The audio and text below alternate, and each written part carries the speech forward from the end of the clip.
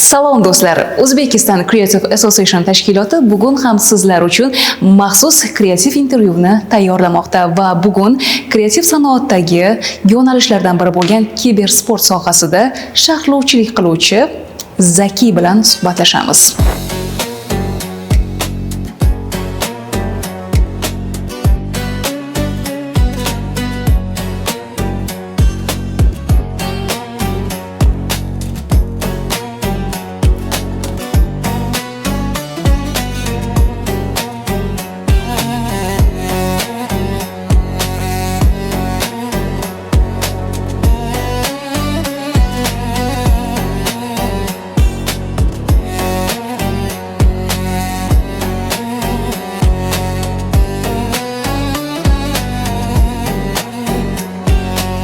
Assalomu alaykum Zaki. Assalomu alaykum. Ko'rganimizdan xursandmiz. Bugungi kunda kreativ sanoatda eng yangi va hali go'dak desak ham bo'ladi bu yo'nalishni, ya'ni kibersport sharhlovchisi bo'lish siz uchun qanday emotsiyalar beradi? Shundan boshlaylik. Barchaga assalomu alaykum, qaysigina sevuvchilar. Ishga to'r vaziyatda qolib ketishmoqda. Abonentlarni Nota hamda Belson Jang bilan birgalikda bittadan kill topishgan. Bor, bemalol granatalar bilan jazolasa bo'ladi. Short. Voy, Makadze tez kelgan holatda hozirda Zaki Zohid Jo'rayev hamda agressiyasiga jazolamoqda. Major tilini ko'rsatdi. To'pkonga smok bu safar menimcha tushdi-da, flashga berilmoqda. Zontix ko'zga ko'rilmagan anti-rush smok. O'zimda qarasa men ham shunga ishonardim. 9-2 hisob o'yinning birinchi yarmini oxirgi raundlariga yetib keldik. 3 ta karta ko'radigan deb o'ylayman, katta ehtimol bilan endi. Shunchaki maza qilaman, o'yinda ko'zim ko'rib ham maza qilaman. U maza qilib tushungan narsalarimni uncha shuni o'yinning ichidagi bir xil narsalarni oddiy odamlar tushunmaydi. Shularga tushuntirib berish oddiy tilda qanaqa bo'lishini tushuntirib berib ham maza qilaman, o'zim ko'rib ham maza qilaman shunchaki. Maza qilishdan emotsiya. Demak, o'z yo'nalishini sevish orqali sharhlovchilikni amalga oshirasiz. Shunaqa. O'zi jamoa qanday shakllanadi bu jarayonda? O'yinda sharhlovchilar jamoasida. Sharhlovchilikda endi turnir operatorlari bor. Musobaqa bo'ladigan joy. Endi siz sharhlashingiz yoqsa, internet ijtimoiy tarmoqlarda ko'rgan bo'lsa, siz chaqirishadi. O'zlari borasiz. Endi agarda siz yaxshigina natija ko'rsatgan bo'lsangiz, pulni gaplashiladi. Pul aytadi, "Men shuncha pulga rozi bo'lasanmi?" deb. Men endi pulga qarab bormaganman. Sohani yaxshi ko'rib borganman. Sohani yaxshi ko'rib borganman. O'yinda esa do'stlar endi avvalambor do'stlar bilan boshlandi hammasi. Do'stlar bilan borib yaxshi fikrda yaxshi. Shunchaki o'yinda qanaqadir natijaga erishish uchun bo'lsa, do'stlar bilan borib birinchi maza qilib o'ynaysiz, keyin qanaqadir natijalarga. To'g'ri, yo'l bo'yicha do'stlaringiz yo'qolib qolishi mumkin, lekin agar maqsad qo'ygan bo'lsangiz, yangi do'stlar orttirish oson bu yo'lda. Mana hozir YouTube platformasida ham aynan o'yinlarni sharhlash jarayonlarini ko'rdik. Bu jarayonlarda nima sizga zavq beradi? O'yinchilarni aqlga sig'maydigan narsalarni qilish. Shunchaki kompyuterda o'ynaladigan o'yinda ham aql bovar qilmas jarayonlar bo'lishi mumkinmi? Siz, men va bu o'yindan beri ham o'ynab kelayotgan odam qilolmaydigan ishni, masalan, 1,5 yil oldin yoki 1 yil oldin chiqqan yosh talantli o'yinchilar rostdan qilib bo'lmaydigan narsani qilsa, nima aql bovar narsa bo'lmasligi mumkin. Nimaga siz hayratlanmasligingiz mumkin? Demak, kuzatasizlar, biz keyingi bosqichga o'tamiz. Kibersport sharhlovchisi bo'lish qanchalik oson, qiyinchiliklari, mehnati haqida suhbatlashamiz.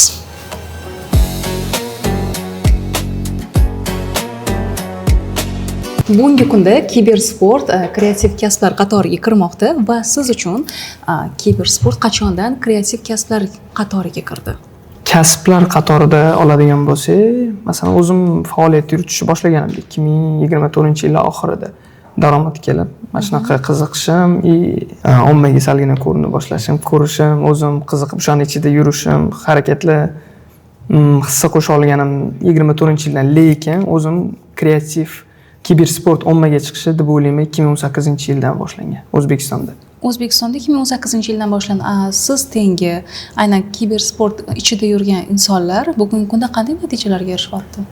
Har xil endi hammasida u harakatga bog'liq. Birinchi o'rinda qanaqa harakat qilishga bog'liq. Qancha ko'p umringizda ishlatsangiz, bu o'yinga ham, kontentiga ham, kreativlik hammasiga shuncha ko'p natija keladi. Ko'p sohalarda shunaqa, lekin bu yo'lga ishlatilayotgan vaqt ko'proq. Aynan mana shu kreativ sanoatda o'z o'rniga ega bo'lgan kibersportdagi mashhur o'yinlar qaysi deb hisoblaysiz bugungi kunda? Ayni damda. Birinchi o'rinda deb o'ylayman Dota.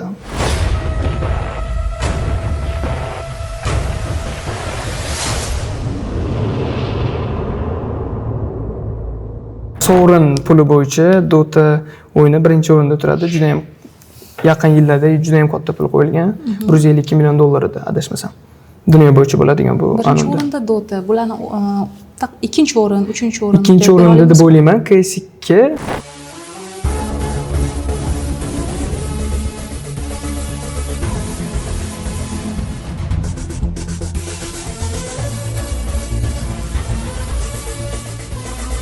Aynan sovrin bo'yicha ham, lekin hozirda endi ommalashib ketish bo'yicha endi ikkinchi o'ringa chiqadi O'zbekistonda, lekin birinchi o'rinda hozir CS2 ya'ni Counter Strike bilan PUBG Mobile raqobatlashib, shunaqa birinchi, ikkinchi o'rinda egallab turibdi. Dota butun jahon bo'yicha u birinchi o'rin deb o'ylayman. Undan tashqari Valorant shunga o'xshagan o'yinlar bor, lekin O'zbekistonga hali ommalashib kirib kelmagan va odamlar qiziqishi unchalik baland emas. Mana shu aytib o'tgan ikkita o'yinimga qaraganda. Hozir mana siz kibersportda stream qilishdan tashqari sharhlovchilik ham qilasiz. Hozirda sharhlovchilik oldinga o'tib ketib qolgan. Nima sababdan? Qaysi biri tarozini og'irroq bosyapti pallasini? Sababi nimada? Sababi odamlar ko'p qiziqyapti. Men o'zimda ham shu narsa ko'proq o'xshayapti. Stream qilib, bir o'zim o'yinini o'tirib, mana ommaga ko'rsatish babi unga sal qiyinroq. Nima deydi, har xil kreativ yondashish kerak, ayniqsa hozirgi kunda qo'pol so'zlarni ishlatish vaziyati bo'ladi. So'zlarni ishlatmagan taqdiringizda ham mehnat ko'proq ketadi. Bunga ham mehnat ko'proq ketadi, lekin siz birovlarning o'yinini, men o'zimga birovlarning o'yinini sharhlaganimda maza qilaman, masalan, kimdir qanaqadir vaziyatda ishlatganini chiroyli qilib sharhlab bersangiz, odam o'ziga qiziqib ko'radi. Odamlarning qiziqishini tortishga ham sharhlovchilik menimcha ko'proq sababi bor. Qaysidir o'yinni ko'rib o'tirib, streamer o'zining o'yinini ko'rsatadi. Siz ikkita jamoa 5tadan o'yinchilar o'ynasa, 10 ta o'yinchini har bittasini yoritib berasiz. Har bitta o'yindagi harakatlarni. O'zi oddiy sportda sharhlovchilik oson ish emas. Kibersportda umuman boshqa mavzu. Qanchalik murakkab u, qanchalik oson? Endi u o'yinda tajribam ko'p bo'lgani uchun u sharhlovchilikda ishlatiladigan ayrim bir so'zlar menga qiyinchilik tug'dirmadi. Demak, birinchi o'yinchi bo'lish kerak. Shunaqa, pro igrok bilan, pro o'yinchi bilan sharhlovchilikni kreativ farqlariga. Pro igrok bo'lsangiz, kreativligingiz o'zingizga faqat yordam beradi, jamoangizga. Harakatlaringiz, raund yutishingiz shunga o'xshagan holatlarda. Sharhlovchi bo'lsangiz, o'yindagi qiyin mamlaqa tushunarsiz yoki bo'lmasam qiyin tushunishi bo'lgan oddiy odam chetdan qaraganda oddiy otishga o'xshagan narsani siz o'rtada ko'prik bo'lib turib yetkazib turasiz-da. Bu vaziyatda nima deyilyapti? Bu vaziyat nima qilinadi? Pro o'yinchilarning tilini mamdo o'yinda bir jamoa, 5 ta jamoa pro jamoa o'tirib o'ynayotganini siz borib eshitsangiz, xuddi qanaqadir tushunarsiz tilda 3 xil tillarni aralashtirib olib o'zining iboralarini ishlatadi-da. Siz buni to'liq qilib, to'g'riroq odam tiliga o'girib desam bo'ladi. Gap isboti bilan bo'lsa, men hozir YouTubedan o'yin qo'yaman, sharhlab berishingiz kerak bo'ladi. Blast o'yinlari bugungi kunda mashhur deb aytdingiz. Demak, qo'ydim. Mana azizlar, bizda birinchi raund boshlanish arafasida Kitaga smok berilgan 5 ta o'yinchimiz Team Spirit jamoasi hozirda hujumda. Kitadan razvey bermoqda. Bizda ikkinchi jamoamizni hozirda retake qilish kerak bo'ladi. Smokka qaratib yaxshi damaglar berildi. Afsuski noaniq va bizda zo'n kutib o'tirgan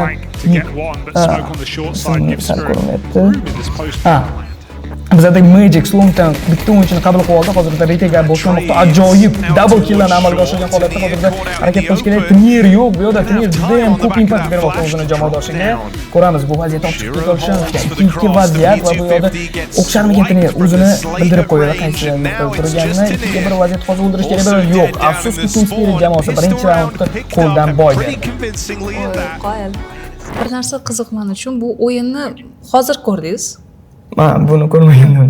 Birdaniga sharhlab ketdingiz. Bu bitta jamoa haqida ko'proq informatsiyam bor edi.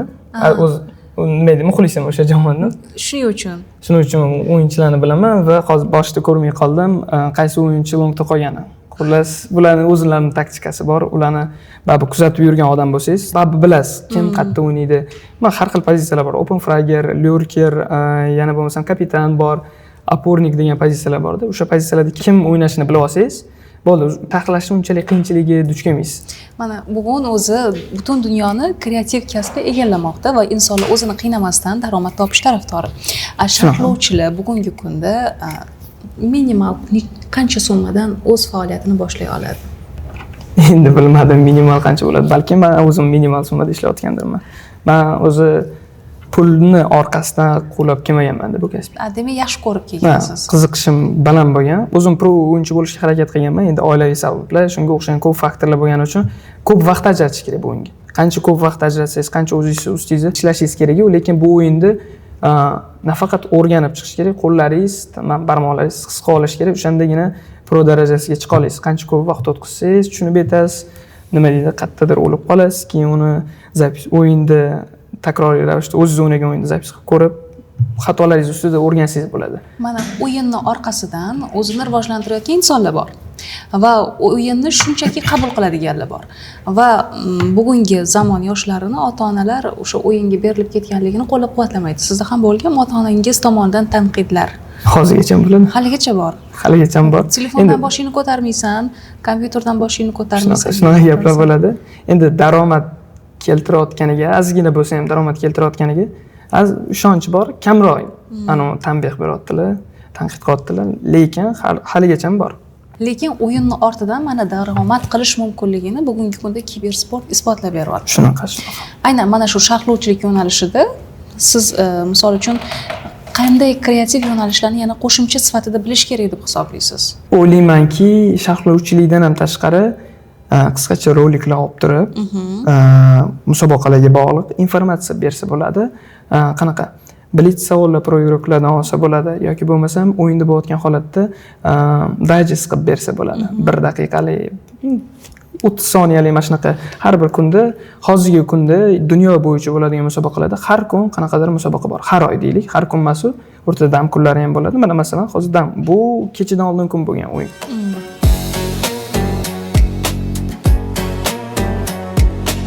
90-95% narsa kreativlikka bog'liq.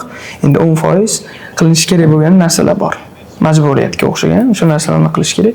Kreativlik albatta u juda ham katta rol o'ynaydi bu narsada. Tomoshabin ushlab qolish. Shunchaki hozirgi paytda odamlar 1 soat, 1,5 soat, nari borsa 5-6 soatlab ketadigan efirni ko'rib o'tirishga majbur emasdi. Boshqa narsa ham ko'rsa bo'ladi. Ayniqsa hozir reelslar chiqqan 1 daqiqalik, 30 soniyalik shu narsalarni ko'rgani ular uchun ma'qulroq bo'lib qolgani uchun ushlab qolish juda ham qiyin. Shuning uchun kreativlikni ishlatish kerak iloji boricha. PUBG Mobile davridan Counter Strike 2 sharhlovchiligigacha bo'lgan yo'lda kreativ fikrlash qay tarzda o'zgardi va nima sababdan? Sababi o'zgargan sababini birinchi aytaylik. Buydagi holat, maktab bitirishim, ish topishim kerak bo'lgan, o'qishga kirishim kerak bo'lgan holat bo'lgani uchun qiyin bo'lgan bu vaziyatda qanaqadir to'g'ri qaror qilish va o'sha yerda ko'p kuzatishni boshlaganman. Faoliyat yuritishda emas, kuzatishga o'tganman. Faqat kuzatganman. Bu bloger, bu content maker, bu kasser, bu sharhlovchi hammasini kuzatganman va o'sha yillar davomida to ishlar joyiga kelib, o'zimga sharoit qilib, olgunimgacha bo'lgan muddatda o'zimga nima to'g'ri, nima noto'g'riligini yana ham bilganman. Yana ham aniqroq bo'lgan maqsadim. O'zi maqsad qo'yilayotganda salgina yoyiqroq bo'ladi. Qaysi qatga borguncha yo'lda 10-15 marta alishasiz, fikringiz o'zgaradi. Lekin menda yo'lda emasda, bu sohaga kirib kelishdan oldin aniqlashtirib bo'lganman. Sababi mana shu tanaffus bo'lgan. Zaki taxallus ostida ijod qilasiz va kibersport sharhlovchisi bo'lishni bugun boshlaganingizda nimani boshqacha qilgan bo'lardingiz? O'ylaymanki, ko'proq efirda qanaqadir chiroyliroq yoki o'zimni ko'rsatish bilan emas, to'g'rirog'i efirdan oldin yana ham ko'proq vaqtda umuman men sharhlamagan, shunchaki YouTube'da bor o'yinlarni sharhlab turib, ko'rib, qanaqa sharhlayapti, inglizlar, ruslar qayerda nima fikr bildiryapti, o'sha narsalarga qarab turib, o'shani o'zbekchaga ko'chirib va o'zimdan qo'shimcha qilgan bo'lardim. Shunchaki nima deydi, bilimsiz boshlagandan ko'ra tajriba bilan kirganingiz sizga foydasi ko'proq. Tushunarli. Streamlar natija bermagan paytda eng og'ir bosqich nimada bo'ladi? Endi og'ir bosqich nimadir qo'lingizdan kelmayotganda bo'ladi. Undan ham og'iri menda bo'lgan, juda ham ko'pchilik qila olmaysan degan, shunchaki qila olmaysan degan. Menga shu og'ir tuyulgan narsa motivatsiya ham bergan. Qila olmaysan deganning o'zi menga kuch bergan. Shunchaki qiyin kelgan. O'zi xohlagan bu narsani qilishni. Ular qila olmaysan degani uchun ham qiyin kelgan. Yaxshi sharhlovchi bo'lish uchun ovoz va bilimdan tashqari yana nima kerak bo'ladi? Hazillarni yaxshi tushunish kerak, trenddagi narsalarni, musiqalarni, masalan, o'yin paytida qanaqadir hodisa bo'lishi mumkin. U hayotda tarqayotgan qaysi trendga bog'liq bo'lib qolishi mumkin, musiqalarga bog'liq bo'lib qolishi mumkin. Yoki bo'lmasam o'yin ichida har xil narsa bo'ladi. O'shalarni tezroq qabul qilib, tezroq tushuntirib yetkazish degan narsalar bo'lishi kerak deb o'ylayman. Kreator sifatida bu yo'nalishda siz uchun iste'dod muhimroqmi yoki intizom? Intizom ko'proq muhimroq. Iste'dodchi? Iste'dod endi 1%, 5%, 95-99% endi intizom va harakat deb o'ylayman. Mening fikrim shunaqa. Hamma talant bilan bo'lishi mumkin, iste'dodi bo'lishi mumkin, qaysidir sohada nimadir qilishda, lekin u narsani rivojlantirishda kimdir to'xtatib qo'ysa, iste'dodi yordam bermaydi.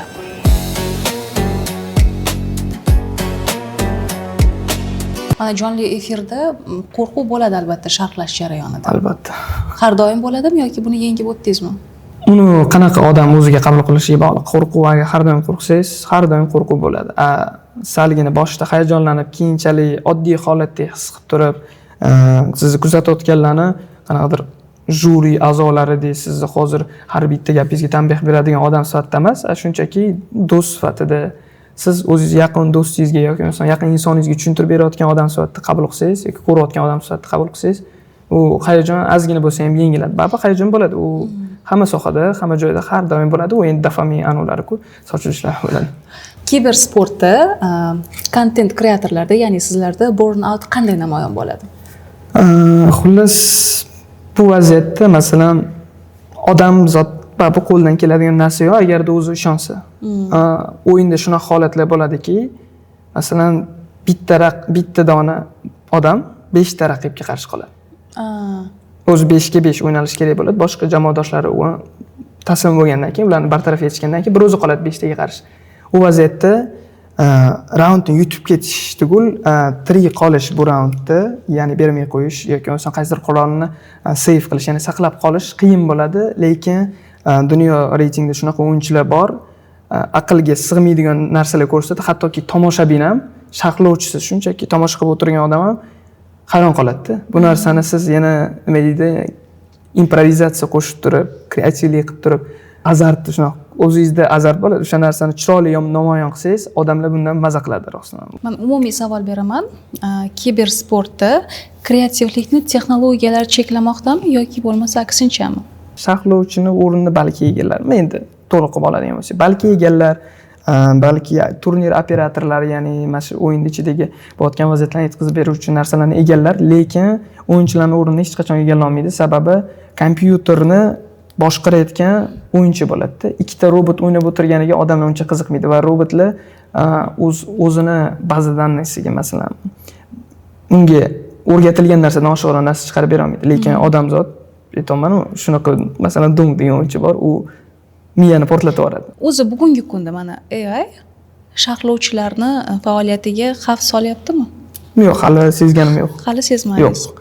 Lekin kibersportga kirib kelgan bu narsa sharhlovchilar bilan ham birgalikda ishlaydi, musobaqalarda masalan prediction degan narsa bo'ladi-da, round yutish foizini AI hisoblab beradi. Nimalar, qaysi hamma faktorlarni olib, qo'ldagi qolgan granatalar, o'yinchilarning joni, nechta o'yinchi qolgan, mana 1-2 daqiqa bo'ladi bitta raund.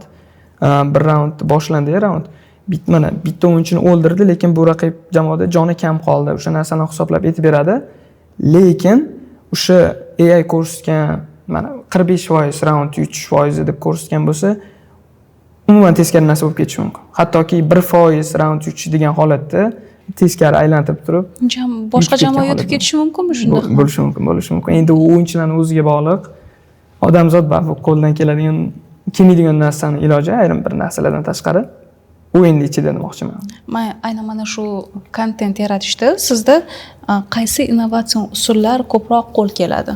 rasm yasab berib bir xillari video. Mana shulardan foydalansa bo'ladi. Endi to'liq hammasini qilib bera olmaydi. O'zingiz xohlagandek chiqmaydi. Qilib bergan taqdirda ham eng pulli qimmatini olsangiz ham bu yoqda o'zingizning kreativligingiz bo'lishi kerak. Unga buyruq beruvchi. Kreativ sharhlovchi va auditoriya o'rtasida ishonch qanday hosil qilinishi kerak o'zi bu jarayonda? Misol uchun kibersportga hamma ham ishonch bildirmaydi, lekin ularni ishonchini qaytadan quradigan o'rtadagi ko'prik sharhlovchi bo'ladi. Ishonch borasida sharhlovchi endi ja katta ishonch beradi albatta, lekin uni aynan kibersportga daromad keltirish bo'yicha unaqa joylarga ishonch bera olmaydi. Raundni masalan o'yinda qiziqarliroq ko'rsatib turib, yoshlarni jalb qilishi mumkin. O'sha borasida ishonch berishi mumkin. Yoki bo'lmasam to'g'ri informatsiya berilayotgan jihat bo'yicha ishonch berishi mumkin. Masalan, xato gapirish hamada bo'ladi, lekin u narsani har doim ham bo'lmaydi. Qaysidir ismlarda nimadirlar xato bo'lishi mumkin. Ishonch berish har bitta bo'layotgan narsani ochiq-oydin va tushunarli tilda yetkazib berishda shu orqali ishonch bo'lishi mumkin tomoshabin va sharhlovchi o'rtasida. Sharhlovchilarning o'z vazifasi tomoshabin olib kelib berish. Olib kelib berish va ularni ushlab turish, ularga qiziqish orttirish. Masalan, tomoshabin men mahallamdagi odamlarni yoki bo'lmasam o'rtog'im Instagram profilidan obunachisi ko'proq chaqirib turib bitta kirishda 10 mingta qilishim mumkin, lekin u 1 daqiqa yoki 5 daqiqa o'tirib chiqib ketishi mumkin. U sharhlovchining vazifasi bitta bo'ladimi, 10 ta bo'ladimi, 15 ta bo'ladimi, 1000 ta bo'ladimi, uni bir vaqtda o'zida ushlab turish. Mana eng maksimal sharhlagan o'yinimda ko'rgan odamlar soni 6,5 ming, 7 mingta bo'lgan. Va bu yoqda har xil odam bor. Yosh kichkinasi ham bor, ottasi ham bor, kimgadir yoqadi, yoqmaydi. Lekin zolotaya seredina tilla o'rtani topib olganmizda. Mana shu bo'lgan. O'zim aynan mana shu kibersportni sharhlash jarayonida tomoshabinlarga qanchalik ta'sir o'tkaza olyapsiz? O'ylaymanki, hali ko'proq ishlashim kerak bu narsa bo'yicha. Yordam berayotganlar ham bo'lgan. Masalan, musobaqalarni sharhlab kelganman va mana shu yaqinda bo'lib o'tgan musobaqa Instacast'da birinchi marta qatnashayotgan bitta yoshroq o'yinchi bor edi. Endi pro igrok emas, blogerlar safida u ham harakat qilyapti, yaxshi o'ynaydigan. O'sha payt kelganda aka sharhlashlaringizni ko'rganman. Mana hozir o'yinim bo'pti. Zo'r sharhlab bering. Men bu narsani kesib video qilaman. Uydagilarimga ham ko'rsataman. Shu menda talant bor. Siz masalan chiroyli ko'rsatib bera olasiz. Mana shu narsani deb. U video yasashdan ham auditoriya yig'ishi mumkin. U o'zini chiroyli o'yini va chiroyli sharh bilan. Men doim bir narsani aytaman. Misol uchun qaysidir kasbni egallagan bo'lsa yoki rivojlantirayotgan bo'lsa, necha soat uxlaydi. Misol kibersport sharhlovchisi sifatida stream qilishingiz natijasida sizda uyqu vaqti qanaqa? Ya'ni o'zingizni qanchalik ayaysiz, o'zingizni qanchalik qiynaysiz? Ne kulyapsiz? Endi qarabasiz. Haqiqatan yolg'on deb qolish mumkin. Ko'p uxlaysizmi? Endi vaziyatga qarab. Odatiy hozirgi kun tartibim o'zingizni bu yo'nalishda ayaysizmi yoki qiynaysizmi? Yo'q, qiynayman, ko'proq foyda beradi. Qaysi jarayonda? Kam uxlabmi, ko'p uxlabmi? Kam uxlab. Kam uxlab. Yaxshi. Chunki o'ylab, masalan, ertalab 10 da boshlansa, kechki soat, ertalabki, ertasi kun tongi soat 4 gacha bo'lib ketadi.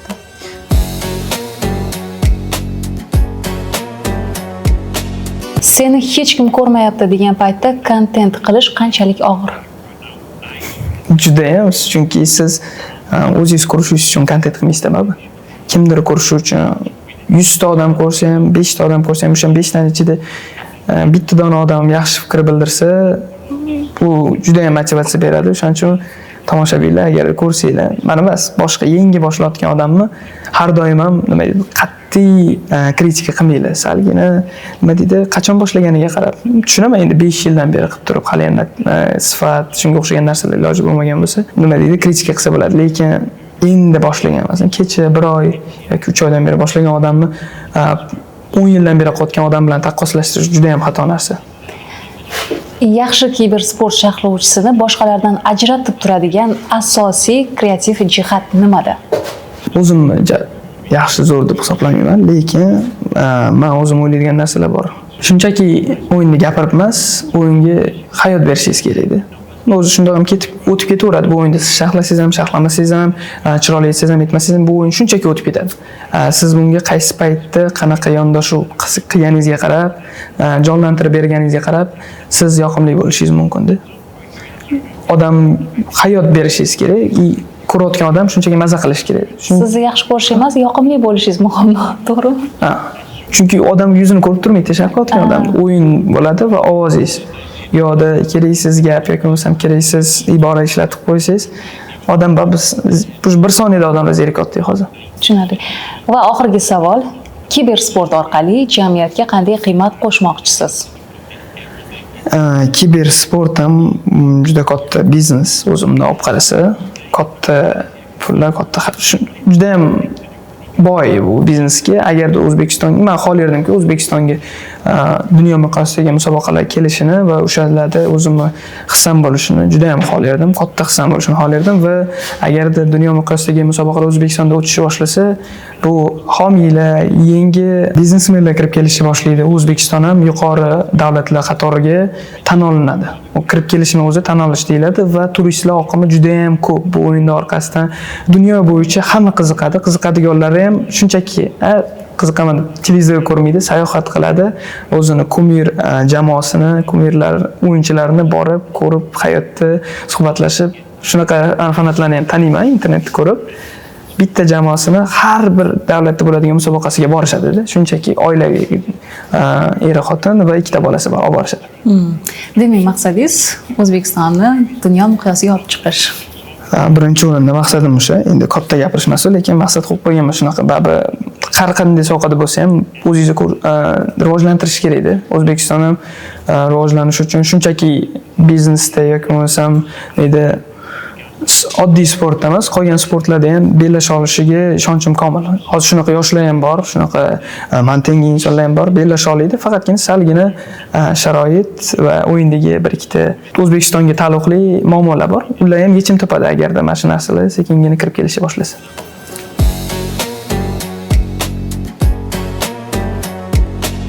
Ba'zi bir yoshlar yangi yo'nalishga kirib keladi, 1-2 oy o'rganadi, aytaylik 6 oygacha boradi bu jarayon va tezlik bilan bu sohani tark etadi. Kibersport sharhlovchisi bo'lishga harakat qilayotgan kreativ yoshlarga nima deya olasiz? Men ham bir ikki marta tark etib ketganman bu narsani, lekin u odam o'zida bo'lishi kerak. Masalan, tark etganim oilaviy faktor, daromad mana shunaqa vaziyatlardan ko'ra tark etgan. O'zim xohishim bilan emas, lekin baribir bu narsaga tortadi.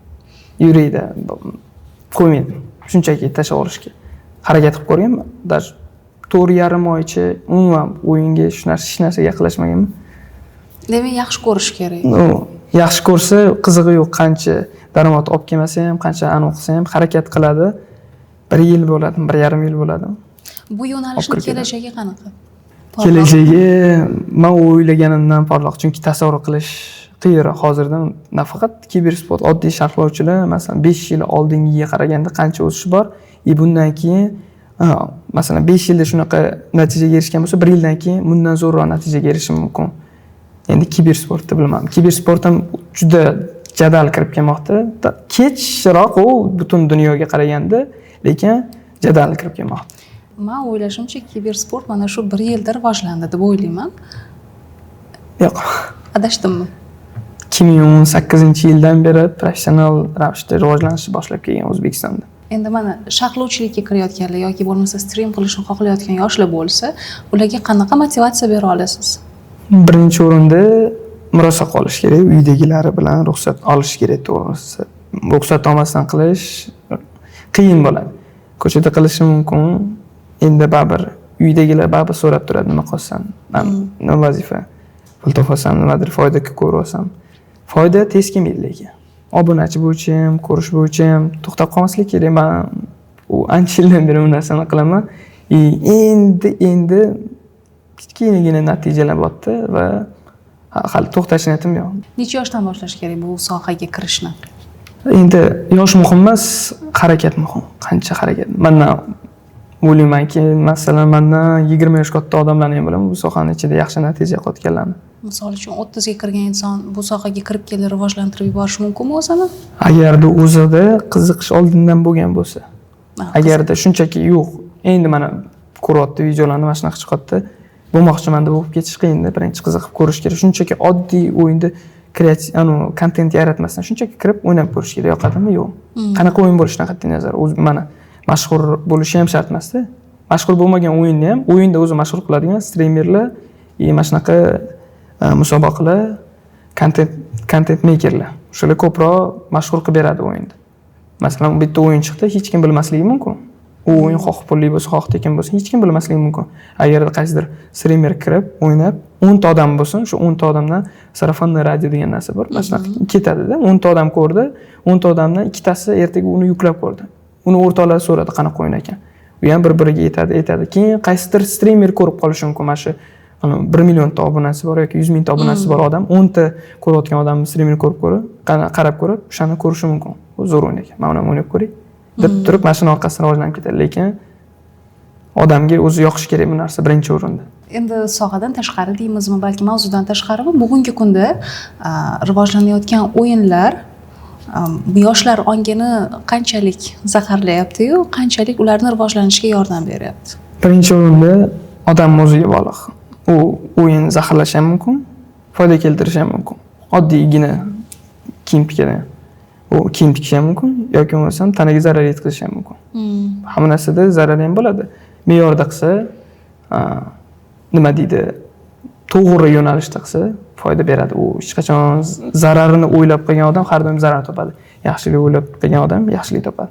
Mana O'zbekistonda kibersport sharhlovchiligini kreativ kasb deb hisoblasa bo'ladimi? Shaxsan men kreativ kasb deb hisoblayman buni. Desa bo'ladi ham, bo'lmaydi ham. Nima uchun? Chunki endi bu narsani hozirda hamma yoqda hamma qotgani yo'qda. Aynan qiziqib, qidirib, tanish bilish orqali, odamlar orqali musobaqalarga kelib ko'rib, o'zini sinab ko'rib, iltimos qilib, masalan, men ham tanish bilish orqali emas, yurganman, birinchi o'zim sharhlab ko'rganman. Major mana shunaqa jahon chempionati bor, majori. Uncha odam ko'rmagan, keyin Instagram orqali, mana shunaqa musobaqalar orqali ko'rganman. Game Point jamoasi sharhlovchi qidiryapti. Borib Bugungi ko'rganman. kunda mana sharhlovchilar soni nechta? O'zbekiston bo'yicha. Son bo'yicha aytadigan bo'lsak, 10-15 ta bor, lekin aniq faoliyat yuritayotgan va mashhurlar desak 5 tacha bo'lsa bor. Demakki, bozor hali to'liq egallanmagan. Bozor bo'sh. Chunki bozor o'zi yo'qda, daromad olib keltirish juda ham pastda. U daromad uchun kirib bo'lmaydi, bozor deb kirib bo'lmaydi. Bu yerda o'zini rivojlantirish uchun Mana kamtarlik olasiz, baribir daromad bor-ku, to'g'rimi buni ortidan? bor. Nimaga shu narsani aytmayapsiz? Yo'q, endi u men bu daromad egallab qo'yishlaridan qo'rqasizmi? Yo'q, men raqobatdan qo'rqmayman, naborot yaxshi ko'raman. Raqobat qancha ko'p bo'lsa, o'sha ko'p bo'ladi. Mana kibersport bo'yicha sharhlovchi 10-15 ta topasiz. Bozorda haqiqiy ko'ringanlari 5 ta. Meni hisobim bo'yicha men yana bilmayman, men mashhur deb bilganlarim, men kuzatadiganlarim, men bilan birga ishlaganlar, bir ikkitalar ustozim hamda o'sha soha imенно kibersport sohasidagi. Baribir bozor bo'sh ekan hali. Bo'sh. 10-15 ta o'yinda ham bo'sh.